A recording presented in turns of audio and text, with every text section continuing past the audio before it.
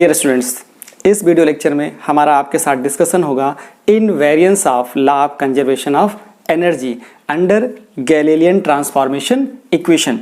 तो पहले ये समझना जरूरी है कि क्लासिकल मैकेनिक्स में law of conservation of energy को कैसे स्टेट किया जाता है, कैसे डिफाइन किया जाता है। तो देखिए, इन an isolated system, if isolated system contains two particle या कह सकते हो टू ऑब्जेक्ट और वो आपस में कोलाइड करते हैं, when two object in an isolated system collide, then total energy before collision and after collision conserve रहेगी। क्या रहेगी? मैंने क्या बोला? In an isolated system if two particle or object or body collide with each other, then total kinetic energy before collision and total kinetic energy after collision same रहेगा।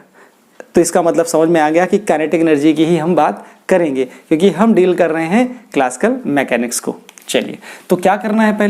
पहले ये समझना है कि हमें गैलीलियन ट्रांसफॉर्मेशन को समझने के लिए या गैलीलियन ट्रांसफॉर्मेशन से रिलेटेड चाहे वेरिएंस प्रूव करना हो चाहे इनवेरिएंस प्रूव करना हो, हमें लेना पड़ता है दो फ्रेम ऑफ रेफरेंस। और वो दोनों फ्रेम ऑफ रेफरेंस कैसे होते हैं? इनर्शियल फ्रेम ऑफ रेफरेंस होते हैं। तो हमारे पास यहाँ दो इनर्शियल फ्रेम ऑफ रेफरेंस हैं, एस और एस डैश। वो कैसे हैं? एक दूसरे से कोइंसाइड कर रहे हैं। कब? जब टाइम t इक्वल टू 0 होता है। और एस फ्रेम के जो कोऑर्डिनेट्स हैं वो क्या हैं? X y z. और एस डैश के जो कोऑर्डिनेट्स हैं वो क्या हैं? X dash y dash and z dash. पहले इतने के बारे में लिखते हैं तो क्या आ जाएगा?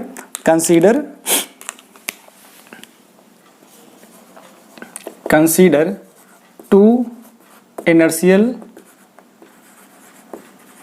frame of reference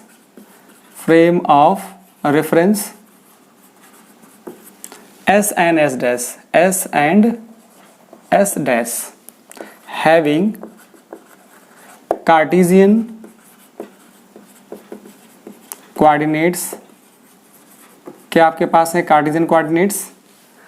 x y z and x dash y dash z dash. तो ये आपके पास कार्टेशियन कोऑर्डिनेट्स हैं x y z and x dash y dash and z dash with origin क्या है आपके पास? o and o dash. ये आपके पास origin हो गए। ये बात समझ में आ गई। और क्या देख रहे हैं आप? ये लिख दिया आपने। फिर लिखिए at t is equal to 0 क्या है? Both frames are at rest and coincide with each other. तो जो ये इंफॉर्मेशन आपको दिख रही थी मैंने लैंग्वेज में लिख दिया है विथ ईच अदर। अब क्या लिख रहा हूं? अब बता रहा हूं आपको कि जो एस डैश फ्रेम है वो कांस्टेंट वेलोसिटी से मूव कर रहा है। किधर मूव कर रहा है? Along the positive direction of x axis. Let frame S dash start moving with constant velocity v not in positive direction of x axis, तो ये हमारा जो मूविंग फ्रेम है एस डैश फ्रेम है वो कांस्टेंट वेलोसिटी से move कर रहा है। अब क्या लेना है मुझे लेना है दो पार्टिकल या दो ऑब्जेक्ट। ठीक है। और ये दोनों जो पार्टिकल या ऑब्जेक्ट हैं वो कैसे हैं? आइसोलेटेड सिस्टम में है। आइसोलेटेड का मतलब है इन पर कोई एक्सटर्नल फोर्स नहीं लग रहा। ठीक है, तो क्या हो जाएगा? Sorry, let two particle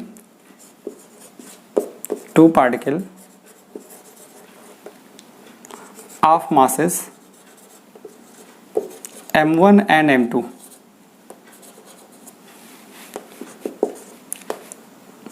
in an isolated system। अब ये मानना है क्योंकि काइनेटिक एनर्जी डील करनी है, क्योंकि हम डील कर रहे हैं क्लासिकल मैकेनिक्स में, तो क्लासिकल मैकेनिक्स में हम पार्टिकल की एनर्जी डील करेंगे। एनर्जी कौन सी? Kinetic energy. तो काइनेटिक एनर्जी के लिए क्या होना चाहिए? हमें वेलोसिटी पता होनी चाहिए। तो हमने यहाँ लेट कर लिया है, क्या लेट कर लिया है? Let u1 and u2 are the velocity of m1 and m2। कब है? बिफोर कोलिजन है, बिफोर कोलिजन है। किसके लिए? For frame S। किसके लिए है? For S frame. इसका मतलब मैं लिख सकता हूँ, कैसे लिख सकता हूँ? अकॉर्डिंग टू लॉ ऑफ, अच्छा और भी बता दूँ क्योंकि मुझे बिफोर कोलिजन एंड, यहाँ लिख देता हूँ and v1 and v2 are velocity of m1 and m2 after collision हो जाए। ये क्या हो जाएगा? After collision. तो दो ही चीज़ लिखनी है, बिफोर कोलिजन और आफ्टर कोलिजन। दो पार्टिकल हैं m1 m2 और बिफोर कोलिजन वेलोसिटी है u1 u2 और आफ्टर कोलिजन हमारे पास क्या है? हमारे पास है v1 और v2। ये हमारे पास v1 v2 और यहाँ पे लिखा है u1 u2। ठीक है, तो हम यहाँ ले सकते हैं according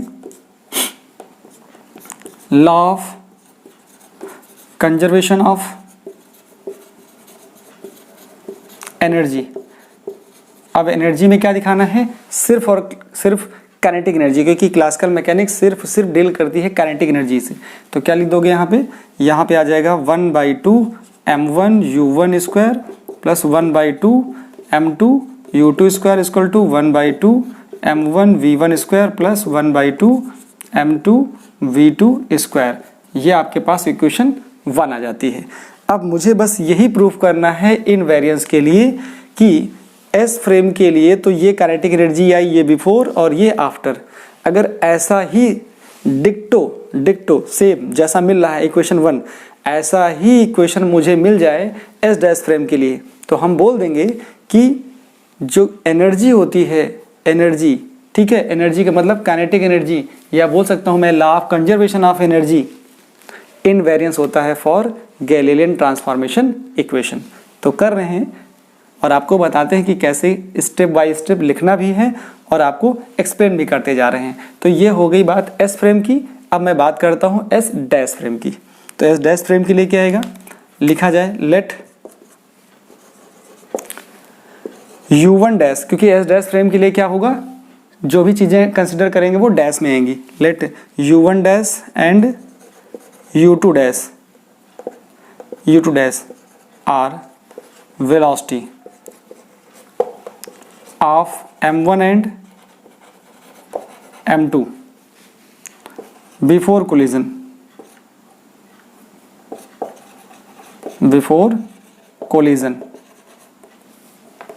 and v1 dash and v2 dash are velocity of m1 and m1 and m2। ये किसकी वेलोसिटी है? m1 और m2 की है। तो मैं इसको सही से लिख देता हूँ। देखिए ये वेलोसिटी है m1 और m2 की।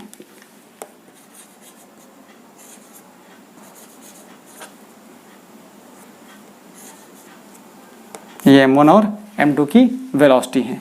हो जाएगा।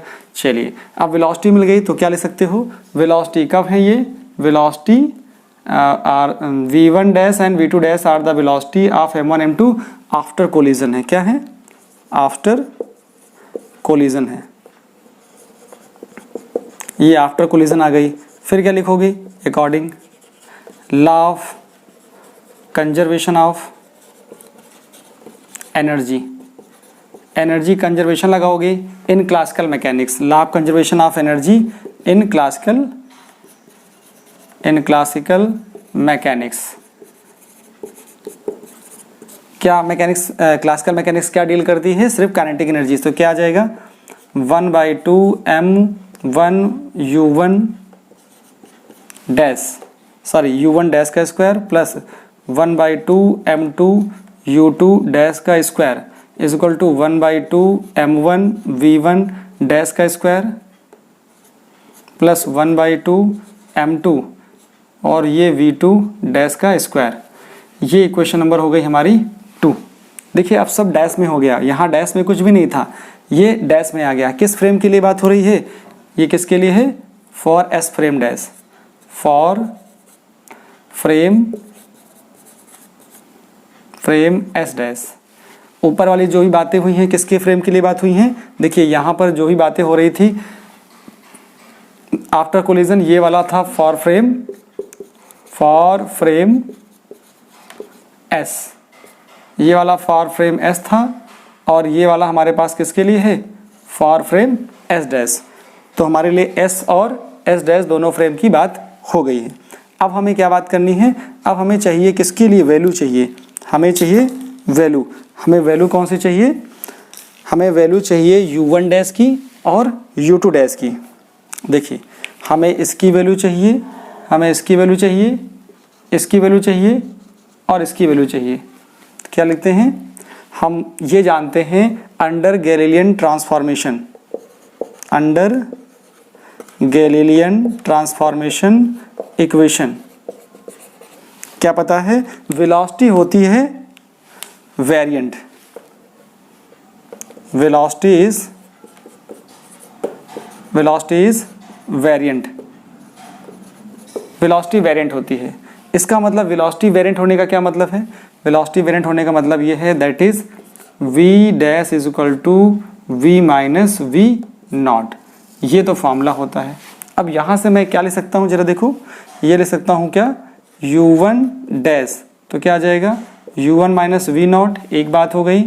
ऐसे ही u2 डैश क्या ले सकता हूँ? u2 डैश, तो आएगा u2 माइनस v नॉट, और क्या हो सकता है? v1 डैश इक्वल टू होगा तो v1 minus v not, and क्या हो जाएगा? एक इक्वेशन और बचेगी आपके पास, ये हो जाएगी v2 डैश इक्वल टू हो जाएगा v2 माइनस v1। ये इक्वेशन हो जाती है हमारे पास थर्ड। ये सारी इक्वेशन एक साथ लेके चलेंगे। कौन सी? सारी इक्वेशन।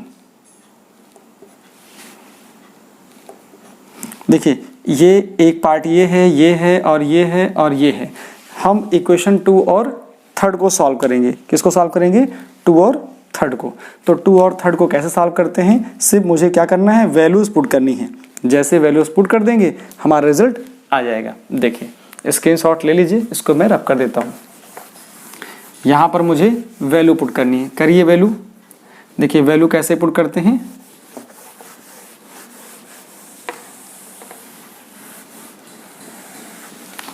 इक्वेशन 1 आपको याद रहेगी।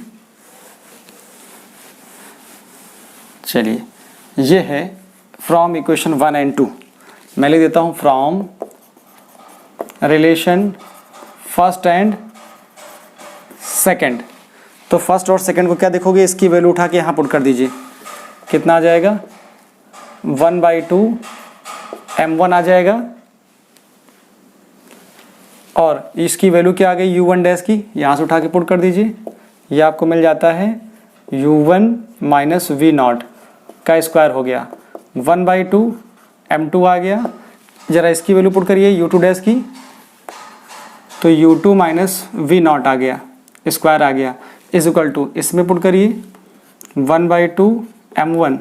यहाँ से क्या आ जाएगा? v1 डैश है तो v1 minus v not square आ गया, प्लस 1/2 m2 आएगा।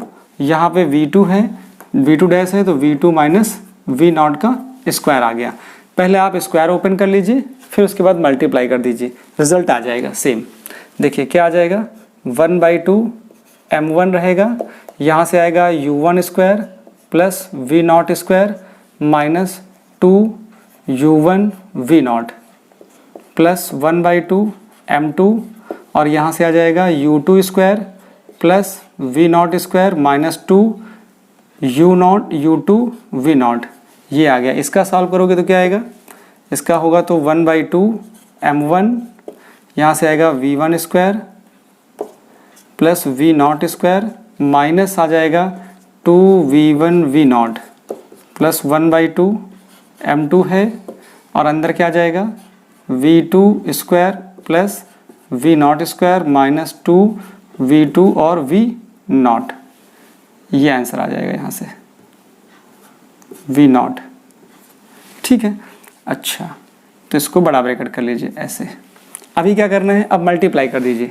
जैसे ही आप इनका मल्टीप्लाई इसमें करते हो तो देखो रिजल्ट क्या आएगा, 1/2m1 u1 स्क्वायर, इसका मल्टीप्लाई इसमें करेंगे तो 1/2m1 v नॉट स्क्वायर, इसका मल्टीप्लाई इसमें करेंगे तो कट जाएगा, ये क्या आएगा -2 कट जाएगा, यहाँ आएगा m1 u1 v नॉट, इसमें मल्टीप्लाई करेंगे तो क्या आएगा 1/2m2 u2 square plus 1/2m2 v not square, इसमें मल्टीप्लाई करेंगे तो क्या आएगा -m2 u2 और v नॉट, इतना आ गया।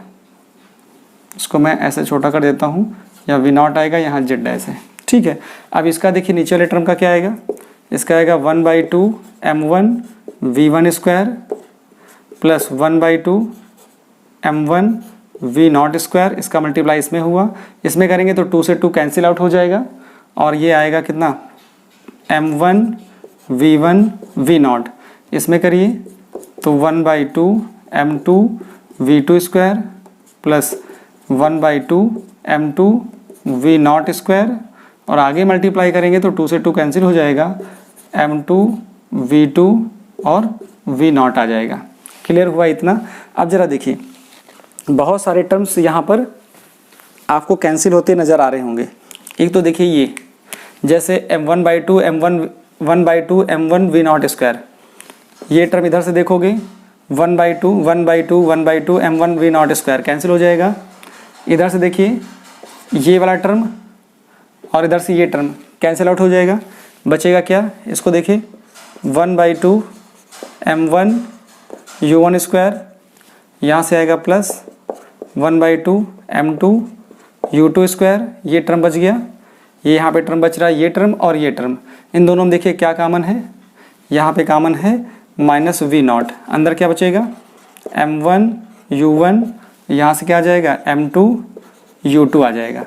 ऐसे उधर देखेंगे तो ये टर्म क्या है 1/2 m1 v1 square plus 1/2 m2 v2 square, ये हो गया। और इसमें देखिए क्या कॉमन है माइनस वी नॉट, क्या आ जाएगा m1 v1 plus m2 v2। आपको ये पता है कि जो law of conservation of linear momentum होता है वो इनवेरिएंस होता है। Since law of conservation of linear momentum क्या होता है, momentum under Galilean transformation equations क्या होता है, इनवेरिएंस होता है। Law of conservation of linear momentum under Galilean transformation equation is invariance. इसका क्या मतलब हुआ, इसका मतलब ये हुआ that is m1 u1 plus m2 u2 is equal to m1 v1 plus m2 v2 होता है। तो यहाँ से ये टर्म जो होगा, ये टर्म और ये टर्म कैंसिल आउट हो जाएंगे, तो आपको फाइनल रिजल्ट क्या मिल जाएगा, रिजल्ट आपको ये मिल जाएगा जो ये लिखा हुआ है 1/2 m1 u1 square plus 1/2 m2 u2 square. इधर से ये तो कैंसिल हो चुका है, ये आ जाएगा is equal to 1/2 m1 v1 square plus 1/2 m2 v2 square आ जाता है। तो ये जो इक्वेशन आई है ये किसके जैसी है, which is same as equation first. इसका मतलब हम कह सकते हैं हेंस इसका मतलब हम ये कह सकते हैं कि जो लॉ ऑफ कंजर्वेशन ऑफ है, hence law of conservation of energy है वो क्या होती है, एनर्जी इज इनवेरिएंस होती है अंडर गैलीलियन ट्रांसफॉर्मेशन इक्वेशंस। क्या होती है, इनवेरिएंस होती है अंडर गैलीलियन ट्रांसफॉर्मेशन इक्वेशंस। तो ये सिंपल तरीके से आप प्रूव कर सकते हो, क्योंकि आप देख रहे थे कि फ्रेम एस के लिए जो रिजल्ट आया था यही आया था और एस डैश फ्रेम के लिए भी रिजल्ट यही आ रहा है। इसका मतलब है कि जो हमारी एनर्जी होती है क्लासिकल मैकेनिक्स में, क्योंकि क्लासिकल मैकेनिक्स में सिर्फ हम काइनेटिक एनर्जी पार्टिकल की डील करते हैं, पोटेंशियल एनर्जी से कोई मतलब नहीं होता, तो रिजल्ट सेम आया। तो हमने लिख दिया फाइनली कि जो हमारे पास law of conservation of energy है is same for all frame of references, चाहे वो रेस्ट फ्रेम हो चाहे वो मूविंग फ्रेम हो। स्क्रीन को पॉज करके नोट डाउन कर लीजिए।